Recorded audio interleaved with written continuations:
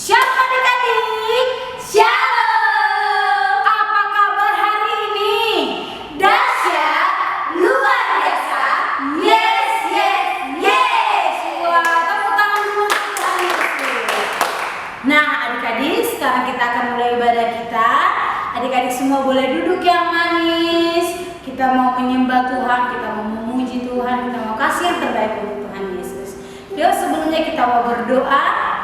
Kita berdoa kayak kita berdoa, Tuhan kami bersyukur buat pagi hari yang indah ini. Tuhan masih mengizinkan kami untuk beribadah. Kami percaya Tuhan Yesus hadir dan memberkati setiap kami. Kami rindu memberikan yang terbaik untuk Tuhan Yesus. Terima kasih, dalam nama Yesus kami berdoa. Haleluya.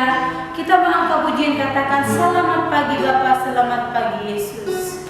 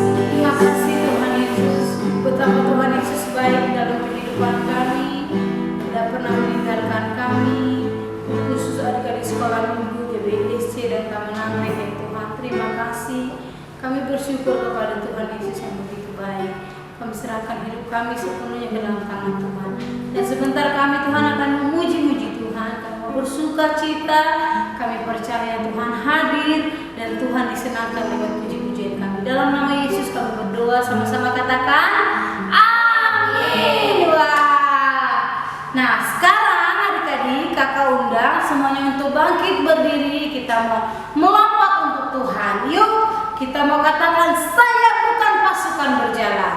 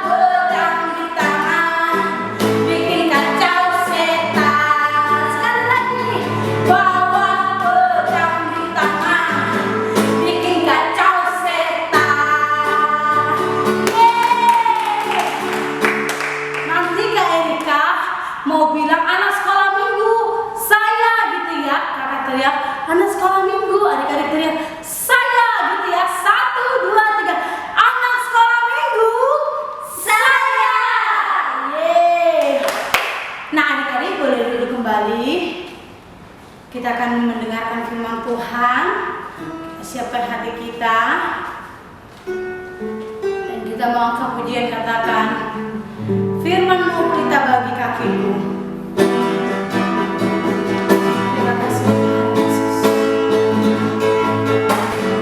Firman-Mu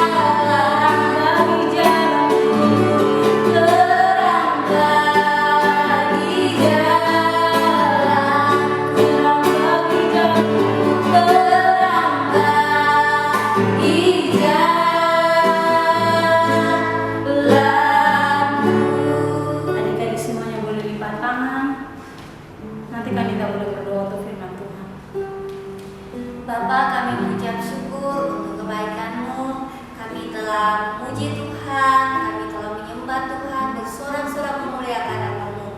Tiba saatnya kami akan mendengarkan kebenaran firman Tuhan.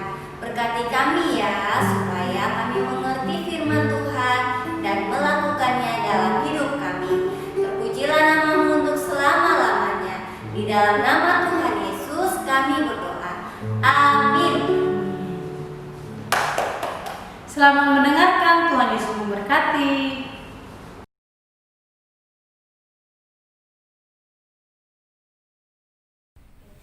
Shalom adik-adik. Sekali lagi shalom. Selamat pagi dan selamat hari Minggu buat kita semuanya. Sebelum Kak Nelvin bercerita, kakak mau tanya dulu nih, siapa yang masih hafal ayat hafalan minggu lalu? Aku ulangi sekali lagi ya. Siapa yang masih hafal ayat hafalan minggu lalu, angkat tangan. Wah, kalau begitu kita ulangi sekali lagi ya ayat hafalannya. Ayat hafalan minggu lalu terdapat di dalam Yesaya 41 ayat 13b. Bunyinya begini, janganlah takut, akulah yang menolong engkau. Sekali lagi ya, janganlah takut, akulah yang menolong engkau.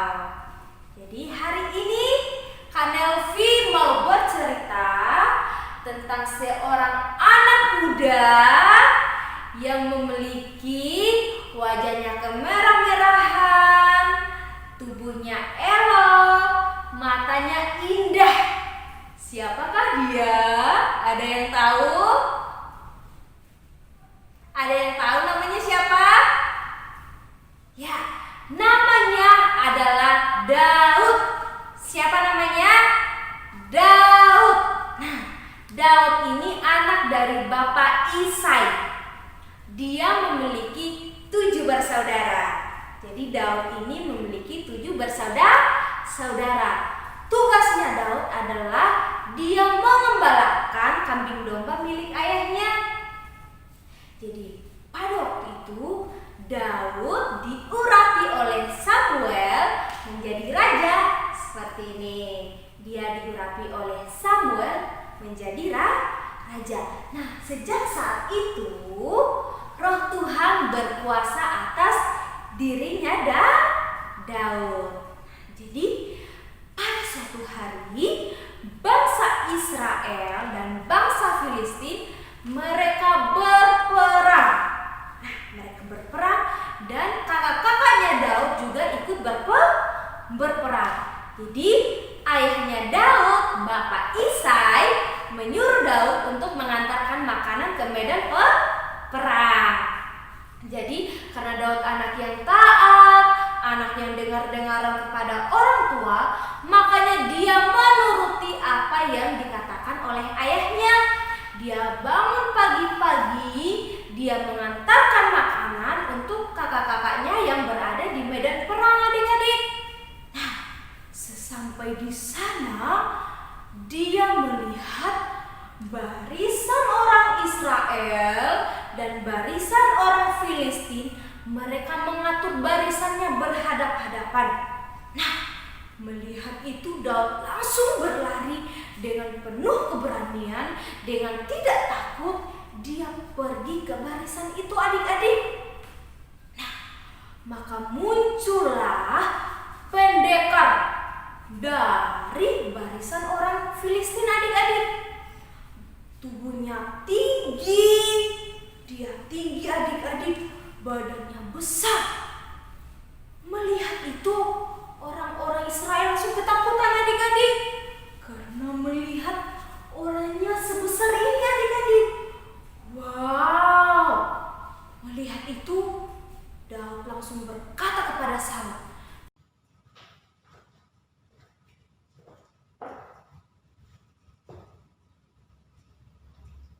janganlah seorang pun tawar hati karena dia. Biarkanlah hambamu ini pergi dan melawan orang Filistin itu.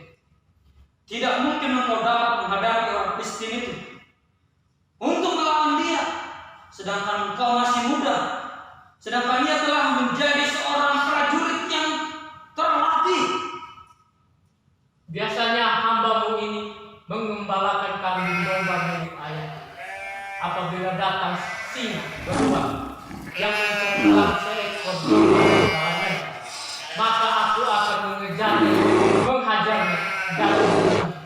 Apabila beruang itu masih berdiri dan hendak melawanku, maka aku akan menghajarnya dan membunuhnya. Baik singa maupun beruang telah dihabisi oleh hamba ini. Dan orang Filistin yang tidak bersunat itu akan sama seperti binatang itu. Tuhan sudah menyelamatkanku dari cakaran-cakaran binatang buas. Dan biarkanlah hambamu ini pergi dan melawan orang Filistin yang telah menghina negeri kita. Pergilah, Tuhan menyertai engkau. Baik, Raja. Lalu Saul mengenakan baju perangnya kepada Daud. Karena bajunya kebesaran atau karena Daudnya masih muda, bajunya kebesaran, akhirnya dia tidak mengenakan baju perang adik-adik. Nah, dia menanggalkan itu semuanya. Lalu dia mengambil umban yang kita kenal dengan ketapel, dan dia membawa 5 batu licin. 5 ya, ada 5 batu licinnya. Ingat ya, dia membawa ketapel dan 5 batu licin. Dan batu licin ini dia simpan di saku gembalanya adik-adik. Lalu dia pergi berperang melawan orang Filistin yang gagah perkasa tadi. Dan dia mengambil umban yang kita kenal dengan ketapel. Dia berlari ke arah barisan orang Filistin adik-adik. Dia nggak takut. Nah, melihat Daud masih muda, orang-orang Filistin mengejek Daud dan menunjuk Daud dengan tombak mereka adik-adik. Nah, biarpun dia diejek, biarpun Daud dihina, dia tidak memperdulikan itu adik-adik. Maka dia berkata kepada orang-orang Filistin itu, "Engkau mendatangi aku dengan pedang, tombak, dan lembing, tetapi aku mendatangi engkau dengan nama Tuhan semesta alam." Wow, dengan penuh keberanian dia berkata seperti itu adik-adik. Artinya dia gak takut, roh Tuhan menyertai Daud. Maka majulah orang Filistin itu. Lalu Daud mengambil umbannya dan mengambil batu, lalu mengarahkannya ke arah Goliat adik-adik. Dan kena sasaran, langsung kena di dahinya adik-adik. Goliat yang badannya besar, tinggi, langsung jatuh dengan mukanya sampai ke tanah adik-adik. Wah, luar biasa. Begitulah cerita Daud mengalahkan orang Filistin. Dari cerita ini kita belajar 2 hal. Yang pertama, jangan takut. Biarpun kita diejek, biarpun kita diolok, jangan menghiraukan itu adik-adik. Karena adik-adik istimewa di hadapan Tuhan. Kakak ulangi sekali lagi ya. Biarpun adik-adik diejek, diolok, dihina oleh teman-temannya, jangan memperdulikan itu. Karena apa? Karena adik-adik semua yang nonton ini, adik-adik yang lagi beribadah, adik-adik semuanya istimewa di hadapan Tuhan. Yuk sama-sama ngomong sama Kak Nalvi, aku istimewa di hadapan Tuhan. Sekali lagi ya, kita sama-sama ya. Aku istimewa di hadapan Tuhan. Oke, jadi Kak Nelvi, adik-adik semuanya istimewa di hadapan Tuhan. Terus yang kedua, mengandalkan Tuhan. Jadi biarpun adik-adik kecil, yuk belajar untuk mengandalkan Tuhan. Belajar untuk menjadi pahlawan kecilnya Tuhan. Jadi mulai dari kecil ini belajarlah untuk mengandalkan Tuhan. Harus rajin berdoa, baca Alkitab setiap hari. Jadi kita harus mengandalkan Tuhan dalam kehidupan ini. Kita ada sampai saat ini, kita masih bisa bernafas, kita masih bisa mengikuti ibadah sekolah minggu, itu semua karena Tuhan Yesus yang memelihara kita adik-adik. Yuk, 2 hal yang kita pelajari hari ini. Jangan takut karena kita istimewa di hadapan Tuhan. Yang kedua, belajar untuk mengandalkan Tuhan. Jangan lupa berdoa, jangan lupa baca Alkitab. Oke? Nah, ayat hafalan kita hari ini terambil di dalam Yeremia 17 ayat yang ke-7. Ulangi sekali lagi ya. Yeremia 17 ayat 7. Bunyinya begini. Diberkatilah orang yang mengandalkan Tuhan, yang menaruh harapannya pada Tuhan. Kita ulangi sekali lagi ya. Yeremia 17 ayat 7. Diberkatilah orang yang mengandalkan Tuhan, yang menaruh harapannya pada Tuhan. Siapa yang mau mengandalkan Tuhan? Pintar. Siapa yang mau diberkati? Nah, kalau mau diberkati, yuk mengandalkan Tuhan. Hari ini Kak Melvin gak kasih kreativitas, tetapi ada tugas yang adik-adik mau harus kerjakan. Ayat hafalan hari ini, adik-adik minta tolong papi maminya rekam, adik-adik hafal, lalu di videoin, baru dikirim ke kakak-kakak sekolah minggunya ya. Oke, jadi belajarlah untuk mengandalkan Tuhan Yesus. Sekian dari kakak hari ini. Tuhan Yesus memberkati. Tuhan berkatilah anak-anak ini Tuhan. Menjadi anak-anak yang luar biasa dipakai Tuhan dengan heran Tuhan. Menjadi kebanggaan, berkat, sukacita buat orang tua mereka Tuhan. Dan biarlah nama Tuhan dipermuliakan dalam hidup anak-anak ini Tuhan. Anak-anak yang perkasa di bumi, biji matamu dan anak pandai tangan Tuhan. Demikianlah anak-anak kami Tuhan Yesus. Mereka bertumbuh kuat dengan hikmat, kasih karunia, penyertaan Roh Kudus. Memiliki roh yang kuat, hikmat, kebijaksanaan datang dari Tuhan. Sehingga mereka diberkati Tuhan. Di sekolah online mereka Tuhan, di dalam rumah mereka.